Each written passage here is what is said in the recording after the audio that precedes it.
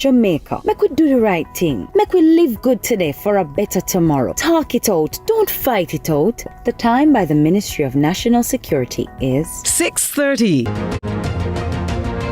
The Independent Commission of Investigations, INDECOM, is looking into 3 fatal shooting incidents involving the police in parishes across the island. We'll speak with the Assistant Commissioner, Hamish Campbell, to hear about the progress of those investigations at this very early stage. And later in the show, we'll speak with the CEO of the KSAMC as the KSAMC looks to enforce order in the town centres, especially where the collection of garbage and the disposal of garbage is concerned, because the complaint is that business people are littering these cities with their garbage and causing an eyesore and a health hazard for people who traverse these spaces. All these and more. Lead story today, CVM TV. Let's start the show.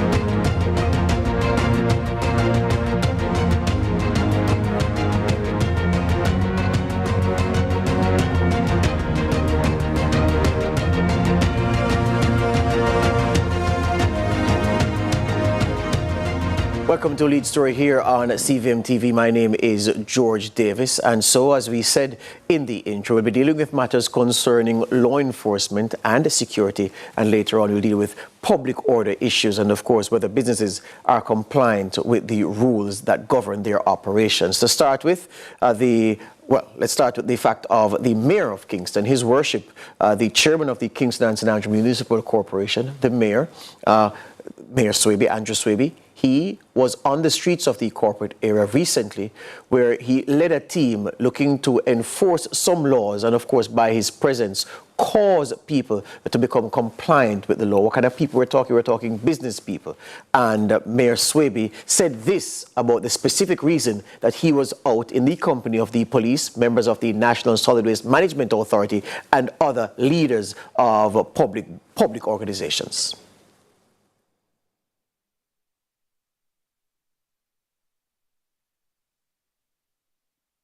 We're going to take a multi-agency approach to look at some of the issues and the challenges downtown. We're here with National Solid Waste Management Authority, the Tax Administration of Jamaica, the Kingston and St. Andrew Public Health Department, the Fire Brigade, and our own compliance team, and the JCF also is here with us. What we are doing we are going to these small businesses, we are seeing if they are compliant with their trade licenses, and I must say that we are on Orange Street today, and 68% of them are compliant in that regard, and there is a 32% that we have to target to make sure they have become compliant. This National Solid Waste Management Authority have gone in also to check on if they have a valid contract with a reputable service provider to move their garbage away. And we have seen that some are and some are not doing it. Well, I've always said that we are going to take a multi-agency approach to look at some of the issues and the challenges downtown. We're here with National Solid Waste Management Authority, the Tax Administration of Jamaica, the Kingston and St. Andrew Public Health Department. So the mayor there speaking twice, the information was so good he had to say it 2 times. So Mayor Andrew Swaby telling us why he was on the streets of the corporate area. We're going to deal with the matter of solid waste and garbage and compliance with trade laws right now. We're flipping the script on the show. And the CEO of the KSAMC, Robert Hill, has joined us at this moment. Good evening, Mr. Hill. Hi, good evening, George, and good evening to all viewers. All right. Good evening on their behalf and on behalf of myself. All right. So this compliance drive, precisely what is the KSAMC looking to achieve as it relates to public order and compliance with the laws that govern the conduct of business by those in enterprise? Okay, thanks, George. Thanks for the opportunity. As you would have heard in Mayor's clip just now, we're trying on all levels to bring back some amount of order, good public order and compliance in the downtown business district. By this, we have started our initiative along Princess Street and Orange Street, and we would have heard from Mayor who we have been in partnership with, particularly the National Solid Waste Management Authority, our own municipal police, the Public Health Department of the Kingston and St. Andrew Health Department, Ministry of Health. We also have the Fire Brigade So we had gone in as a team in various businesses commencing yesterday, the 14th of August, along Orange Street, and we would have had some data that we were armed with. I should have also mentioned that we partnered with the Tax Administration Jamaica, who on our behalf collects the trade licenses from businesses. I wanted us qualify by stating that trade license is required by all businesses that carry out trade. So, of course, we have a large concentration of these types of businesses in the downtown Kingston district, particularly along Orange and Princess Streets. Insofar as organizations that carry out trade are concerned, just give it to me a little more granular for my viewers. So are you saying then, for instance, a company downtown Kingston that is involved in the provision of small loans to business people then, or loans to anybody who wants a loan? Absolutely. So the loans business is one. Hold on, loans business is one. But then you have somebody else who runs a wholesale. Which one of them would qualify as being in the business of trade? Both of them qualify, George. Once you're in the business of trading in services, goods, commodities. Yes. They are required to pay trade licenses. And that's why I wanted you to clarify, because many people have it stuck in their head. It's only where goods are concerned that they're talking about when they think about when they talk about trade, and not necessarily the trade in services. So it was important for you to say that. Hold it right there where you are, Robert. I'm going to continue this conversation with you right after this break. This is Lead Story here on CVM TV.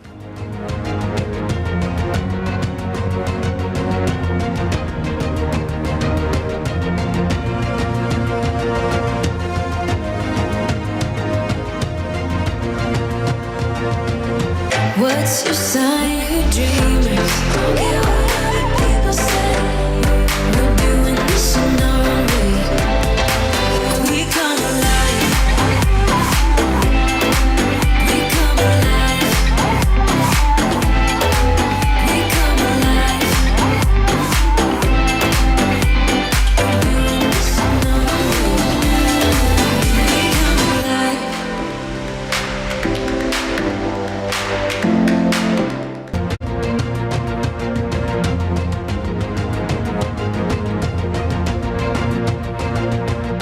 Robert Hill is the CEO of the KSAMC, and he was traveling with the party led by the mayor through the streets of the corporate area, downtown Kingston to be precise, as they tried to enforce some laws, get business people to comply with others, and to deal with the issue of the claim that business people are responsible for a lot of the garbage menace that's on the streets of downtown Kingston. That's where I want to go in this segment, Robert, because long have we heard that, yes, people going about their business, they litter. The people who have the stores, the vendors, they do some littering. But the bulk of the littering is done by the people who are operating the formal businesses in the downtown space, and they don't get as pressured by the authorities as the vendors and the regular man going about his business does. Was this part of the tour intended to squeeze these businesses where the garbage collection arrangements that they have in place are concerned?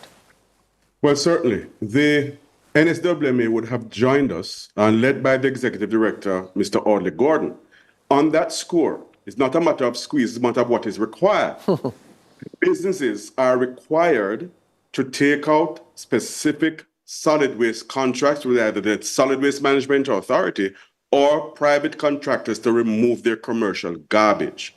They are carrying on the business of trade, and they, of course, generate higher volumes of garbage in greater quantities, in more frequency than households. And so it is a requirement that they take out these distinct contracts with these the NSWMA or with private contractors to ensure that their garbage is responsibly removed and do not litter the streets of downtown Kingston. So you're saying then that for a wholesale that uses, of course, a lot of cartons, people call them carton boxes, but a carton is a box. So a lot of they use a lot of cartons and other containers. So they would routinely, well, some of them, throw them out the back or throw them to the side, and the NSWMA will, in its course of business, pass and collect it. You're saying that this is not so. You have to have a specific arrangement with a garbage disposal company to remove that garbage? Absolutely. Absolutely. And so what is happening is that, and many of them who we interviewed yesterday and who we exchanged with, had initially confessed that they had one or they do not have one. And so they put the garbage out on the streets. There are others that we already know and we have spoken quite audibly about it in the public, that they are using other means by which they used to dispose their garbage. They are using persons of unsound mind. They are using persons who are unfortunately drug addicts, and they pay them a very, very paltry, some negligible sum to dispose of the garbage elsewhere. Our markets, I will tell you, also feel that pressure because a lot of the commercial garbage ends up in our market spaces, and we do, of course, get blamed for that. Yes. And so what we're trying to do is to ensure that there's one, compliance and a streamlining of the system. So that's why we have partnered and joined up in this manner to look at all the levels of compliance that our businesses must meet to ensure that they carry out their affairs properly and within the confines of the law. Robert, you know our people are more stubborn than any other set of people on earth, yeah? And we own way and we're unruly. Compliance will only happen with strict enforcement. Does the KSAMC have the manpower / woman power to deploy regularly in these spaces to ensure that the rules governing the disposal of garbage are being complied with by these operators of trade enterprises? I'll say this, there'll never be enough boots on the ground to cover all of these. We always rely on the goodness and the morals of our Jamaican brothers and sisters. However, that does not mean that we will not use the full force of our compliance initiatives to ensure that compliance is in fact achieved. So we have the tax authority with us, we have the police with us, we have the NSWMA, we have the public health department with us. This is not going to be a 9-day wonder or one-stop sort of thing. It's going to be a concentrated efforts in various parts until we get that level of compliance that we require. And so far, I would say, and the mayor in his own interview would have said, that there is a 68-69% level of compliance with trade licenses so far along Princess and Orange Streets. Yes. We have some problems that we're working out, but they're not insurmountable. What we need to be doing is to continue the public education drive to ensure that persons who carry out businesses are aware of their responsibilities and that they carry out these responsibilities. And if there are issues that they need to resolve or questions that they need to ask, we're open to give those responses. Robert, I only have a few seconds left, but I have to ask you this because it's a problem that I've encountered recently. Look, our town centers, downtown Kingston and Halfway Tree. Halfway Tree, I'm going to say it two ways. I'm going to say it the proper way. There are parts of Halfway Tree, Mr. CEO, that reeks of urine. And I'm going to say it the other way. There are parts of Halfway Tree that rank. What is the authority, the KSAMC, doing about this? Well, let me tell you, the same initiative that we started here, the mayor has commenced a Cleaner Kingston initiative of which this very issue is a major part. We have some people who are absolutely irresponsible and frankly quite nasty. And we're trying our best through the Public Health Authority, through solid waste, through the police, and through our own efforts, our own conjoined efforts, to rid the city of this. It is very difficult, but we have a plan which the mayor will speak to at a later date. My producer says to tell you that you should put in some lavatories, especially in Halfway Tree, in a convenient spot to help especially the taximen who paint the Halfway Tree Town Centre. They paint it in urine daily. Quite right. It's we're disgusting. looking into that. We do have public sanitary conveniences, and we're going to be adding some more. We have some new ideas and new technologies that we're exploring to put those in. I want to be able to breathe in Halfway Tree, Mayor. A CEO. We need to let it happen. All right? Thank you for your time this evening. All the best. Let's do. Thank you. Robert Hill, CEO of the Kingston and St. Andrew Municipal Corporation here on Lee's Story. After the break, we'll speak to Indicom about 3 police fatal shootings in recent days.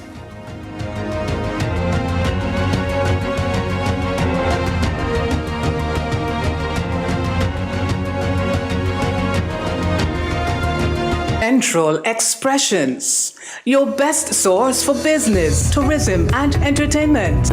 Tune in to Central Expressions on CVM TV, Sundays at 3 p.m. Repeat Fridays at 9 a.m. Central Expressions is brought to you by the Gulf View Hotel in the heart of Jamaica, from the hearts of Jamaicans. The Orbin Group, Real Essence Media, National PC Bank, Central Expressions, your voice, your culture. Hi, Hi, I'm Celine Gordon, host of Holy Road.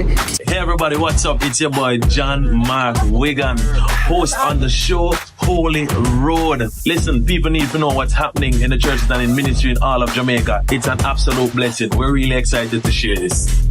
Tune in to CVM. See it happen. When the food speeds, dance. When the vibe nice. The time by Grace. Taste that moves you is 6:45.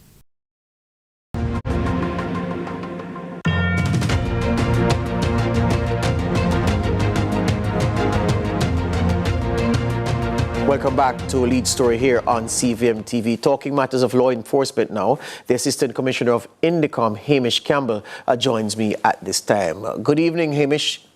Good evening. Good to be speaking with you as per usual.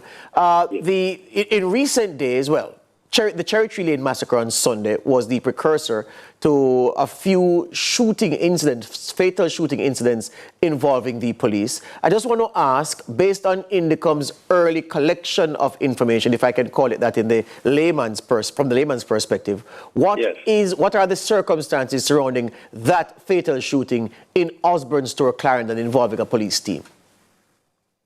Well, in respect of that particular shooting, Indicom went to the scene yesterday. The officers have all given a relatively detailed account of the situation, and it's reported to us by the police that the Area 3 fugitive apprehension team led a targeted intelligence-led operation to the Osborne Store area, searching for a man who was believed or suspected of involved in the appalling fatalities which occurred the day before, the 8 people who were killed and others injured. So they were looking for that particular individual. They came across him, and during the interaction, it is reported that that man grabbed hold of one of the officers' firearms and a struggle took place.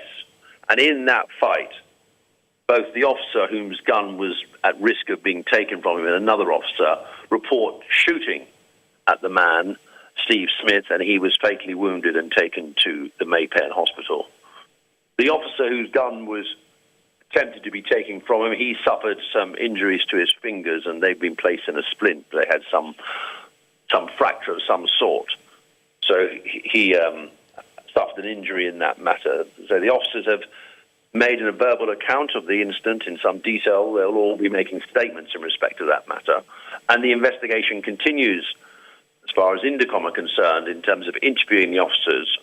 There was a person at the premises who's also provided an account and will be providing a full statement in respect of what that person saw and their account of the incident.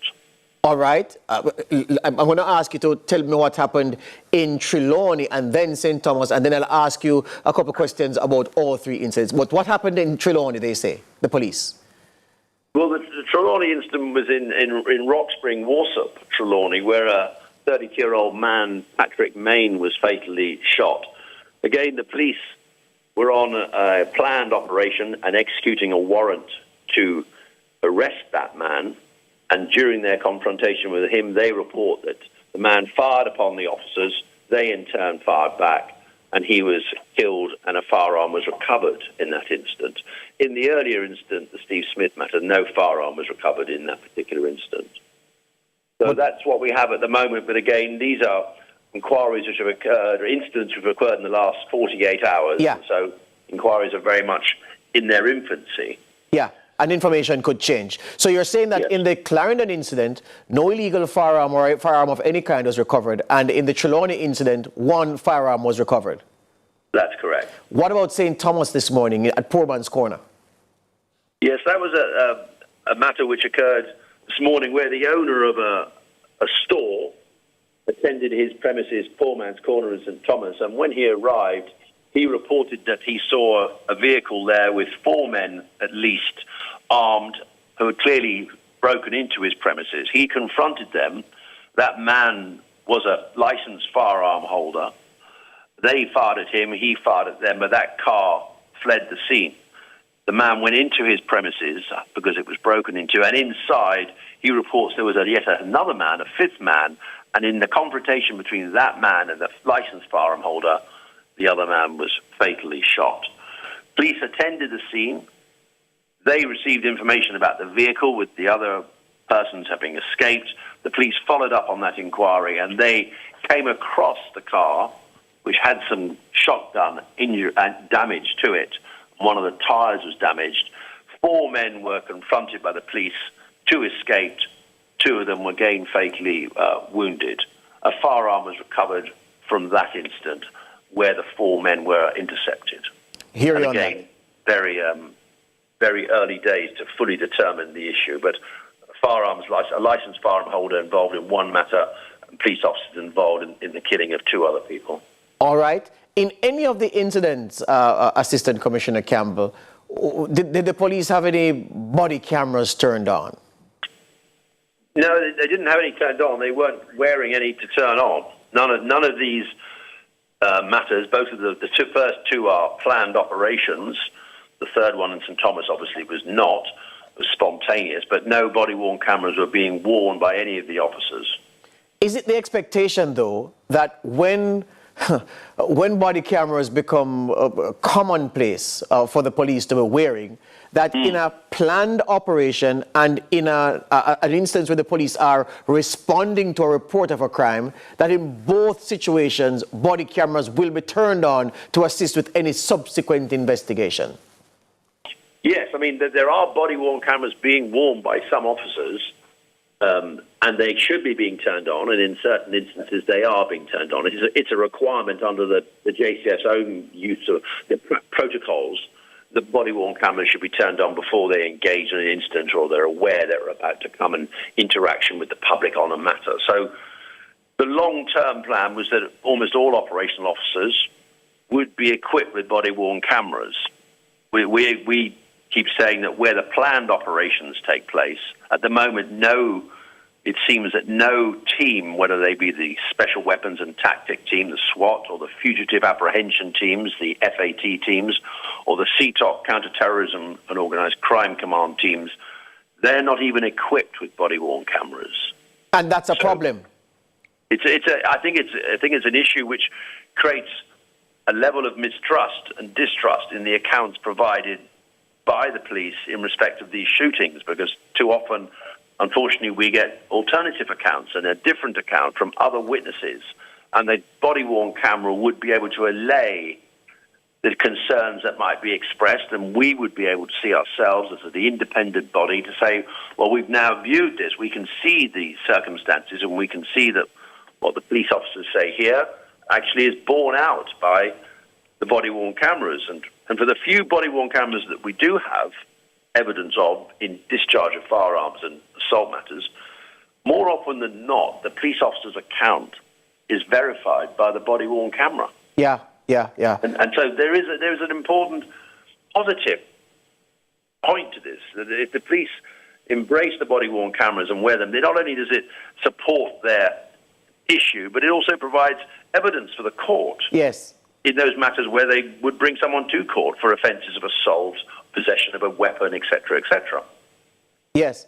Finally, Mr. Campbell, in the short time I have left, based on where things are now, do you think that next year, at this time, an interview you give on TV will see you talking about police not wearing body-worn cameras in the circumstances that we just discussed?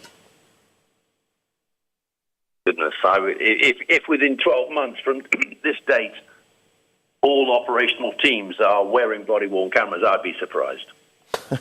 I'll take that answer from you. Thank you this evening for your time, Hamish Campbell. All the best. All right, good day. Hamish Campbell, the Assistant Commissioner of Indicom. Take our final break and come back to wrap Lead Story here on CVM TV.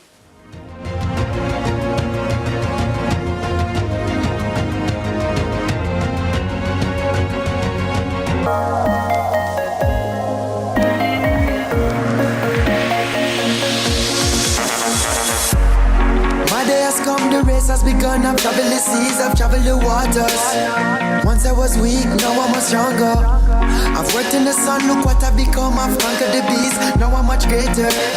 I've learned from a failure. Dedication, discipline and drive. Seizing every moment that comes up in this life. No more fear of missing out. CVM TV News is on YouTube. Get up-to-date news, sports, and business content at CVM TV News anytime, anywhere. Subscribe now to CVM TV News to see it happen.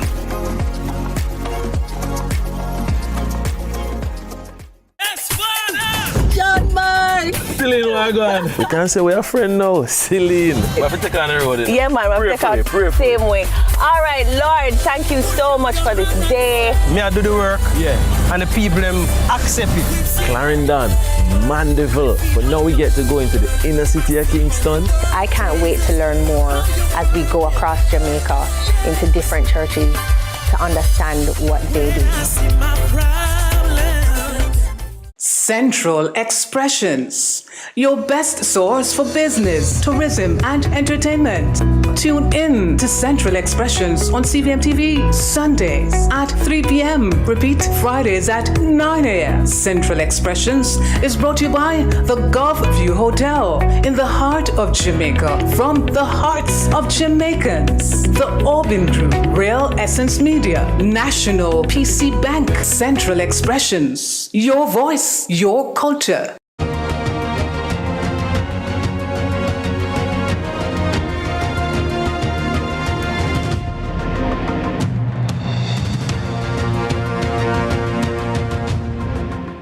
You know, I didn't discuss this today on the program, but I felt that I'd use my captive time, last 2 minutes, to say this. It's a measure of the country we've lived in for the last 30 years, all of my childhood in the 80s and my teenage years in the 90s have been spent looking at a country where the murder rate out of control. There's no reason we should be murdering 1,300 and 1,400, 1,500 of our brothers and sisters year after year. And the reason that Sunday's massacre of 8 people rankles with me so much is because the criminals over time have caused us to be desensitized to murder. 8 people were murdered in Jamaica in one community on Sunday, and for many people it's just, yeah, they murder 8 people. That's the effect of wanton violence. That's the effect that the gangsters want to have, a chilling effect in one instance, but you take it almost as a given that people dead, people get murdered in Jamaica. That's not what a society like ours should accept. That's not what a progressive society should accept either. And I'm saying that the security forces must get their act together. The citizens must also get their act together. And then both acts must align. Because in this film,